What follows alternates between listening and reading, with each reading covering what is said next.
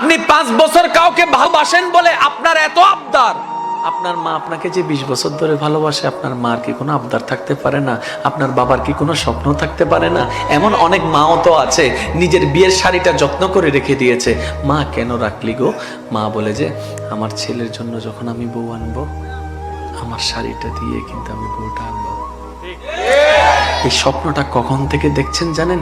যখন আপনি কোলে ছিলেন, যখন আপনি কোলে ছিলেন। ও আমার যুবক ভাইয়েরা, হয়তো আপনার মা আপনাকে বলে নাই, আপনি যখন কোলে ছিলেন, কোলের মধ্যে দুলতো, মা স্বপ্ন দেখতো এই ছেলে বড় হবে, একটা ঘরে বউ আসবে, নাতি নাতনি হবে, আমি বুড়া হব, নাতি নিয়ে খেলবো, আমার বউটাকে আমি আমার শাড়িটা পরাই আনবো। 20 বছরের স্বপ্ন আপনি ভেঙে দিচ্ছেন মাত্র 5 বছরের কারণে। সেজন্য পালাই বিয়ে করলে সুখ হয় না। বাস্তব দেখেন না আপনারা ভাই, প্রেম করে বিয়ে করলে সুখ হয়? দাদা নানা 60 বছর সম্পর্ক, দাদাই দাদি সুন্দর করে সংসার করছে 60 বছর 50 বছর, নাতিরা 5 বছরও পারে। কারণ রহমতকে খুশি না করলে কখনো শান্তি আসবে না। ইমানদার ভাই, একটু গভীর মনোযোগ।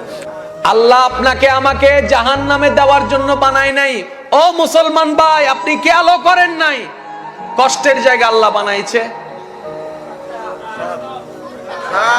শান্তির জায়গা আল্লাহ বানিয়েছে। কিরে আল্লাহ, তুমি একটা কেন বেশি বানাইলা শান্তির জায়গা? আল্লাহ বলে যে আমি তো ইঙ্গিত দিয়ে দিছি আমার বান্দাদেরকে, জান্নাত একটু পাবলিক বেশি হবে তো জায়গাটাও বেশি লাগবে, জায়গাটাও বেশি লাগবে, জায়গাটা। কেন আপনি ভয় পাচ্ছেন কবর নিয়ে? কেন আপনি ভাবছেন করছেন হাসর নিয়ে? করে যান না প্রেম নিয়ে, করে যান না আল্লাহর মহব্বত নিয়ে। শুনলে অবাক হয়ে যাবেন, মুসা নবীর একজন উম্মতকে 1000 অপরাধ করার পরও আমার আল্লাহ জাহান্নামী থেকে জান্নাতি ঘোষণা করে দিবেন হাসরের ময়দান।